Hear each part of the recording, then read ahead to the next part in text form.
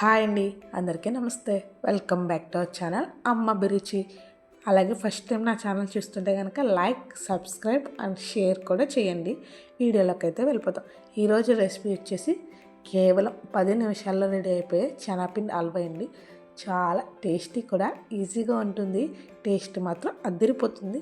Process అయితే చాలా easy అండి. ప్రాసెస్లోకి అయితే వెళ్ళిపోదాం. దీనికి అన్ని కొలతల్లో అయితే తీసుకోవాలి. 1 కప్పు శనగపిండిని అయితే తీసుకోండి. 1 కప్పు శనగపిండికి 1 కప్పు పంచదార అయితే కరెక్ట్గా సరిపోతుందండి. అలాగే 1/2 కప్పు నెయ్యిని కూడా తీసుకోండి. కావాలి అంటే నెయ్యి, ఆయిల్ కలిపి తీసుకోండి. లేదంటే నెయ్యితోనే చేయండి, టేస్ట్ బాగుంటుంది. మీకు నచ్చిన డ్రై ఫ్రూట్స్ అయితే తీసుకోండి, అవి కూడా కొన్ని తీసుకోండి. ఇప్పుడు స్టవ్ మీద గిన్నె పెట్టి నెయ్యినైతే వేసుకోండి. 1 స్పూన్ నెయ్యినైతే వేసుకోండి. నెయ్యి వేడెక్కాక అందులోనే డ్రై ఫ్రూట్స్ని అయితే వేపుకోవాలండి. గోల్డెన్ కలర్ వచ్చేంత వరకు వేపుకోవాలి. అవి వేగాయి అనుకున్న తర్వాత తీసేయండి. అందులోనే 1 కప్పు శనగపిండిని కూడా వేసేయండి. వేపేసి మొత్తం నెయ్యి అంతా పట్టింది అనుకున్న తర్వాత ఇంకొంచెం నెయ్యిని అయితే వేసుకోవాలండి.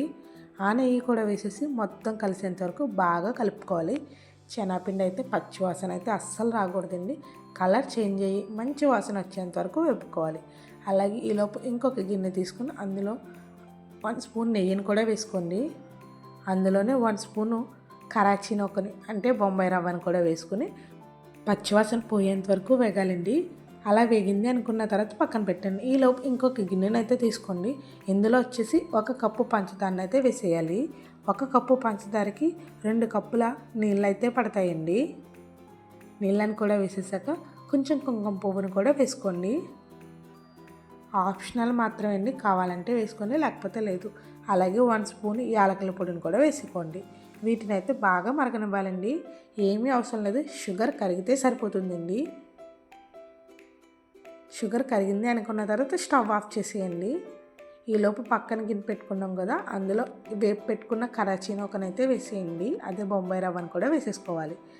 అది వేసేసి కలిపేశాక మరగబెట్టుకున్న నీళ్ళని కొంచెం కొంచెం వేస్తూ కలుపుకోవాలండి. అన్నీ ఒకసారి వేయకండి, కొంచెం కొంచెం వేస్తూ కలుపుకోండి. ఒక్కసారి ట్రై చేయండి. రెసిపీ అయితే చాలా బాగుంది. ఇదే క్వాంటిటీ ట్రై చేయండి.